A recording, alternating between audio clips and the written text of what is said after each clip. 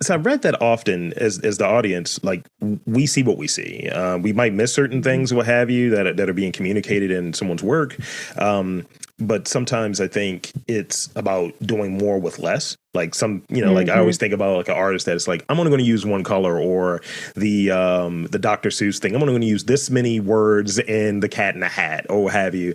So within your work, where do you choose to kind of omit things? Do you omit things or delete things since it's digital? Hmm. Um, so, where do you like choose to like, I could put this in there or I can just leave Hmm. this out. This is, one of these little pieces that I'm adding to it of this is what's baked in. This is what's underlying what this work is supposed to show and communicate.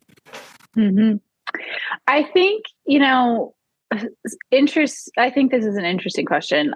So much of my work I would characterize as like a little bit tongue in cheek, like especially the Netscapes work. Like there's literally a picture, like one of the pieces in the bodywork is a picture of a Caribbean beach desktop wallpaper with like a hurricane folder just like bouncing around the screen, and then all the files are swirling around. Like there's no question like what that's about. Like it's pretty obvious.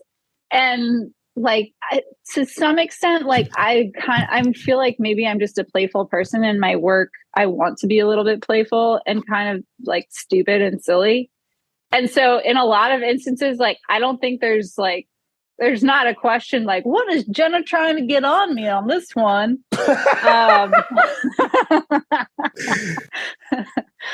Um, that being said, I mean, there's certainly like I have a full spectrum of work. There are times when I made like one of my favorite compositions is called Jungle Gyms, and there's this video of this cordoned off playground during COVID that I just thought was such a good symbol of the whole of all of quarantine. And I interweave some of these visual elements like the Windows 98 screensaver. You remember the pipes that would like Yeah. run all over the screen? So I got the code for that, and and I interleaved that into this composition with the playground in the background. And it's just there's so many symbols in my mind that link this pipe cleaner because it kind of looks like it creates these forms that look like jungle gyms that are like similar to the video in the background, and they sort of cut up all of the space on the screen.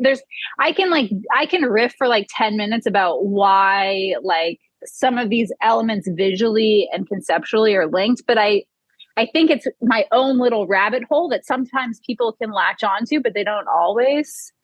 And so I kind of think in my mind, the trick of leaving things out is to riff on a rabbit hole without thinking too hard about it. Because if you think too hard about it, I think it becomes obvious Yeah.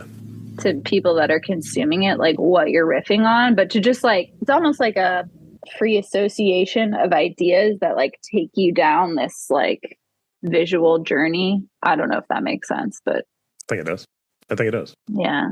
Yeah. So sometimes I'm like, you know what? I'm just going to make a picture of Yosemite on fire and you're just going to laugh at it because that's what you're supposed to do. And sometimes I'm just going to obscure all meaning from you. And when I decide to do what is actually a good question. I probably should think more about that. Well, thank you. Thank you. That's a great answer. I like it.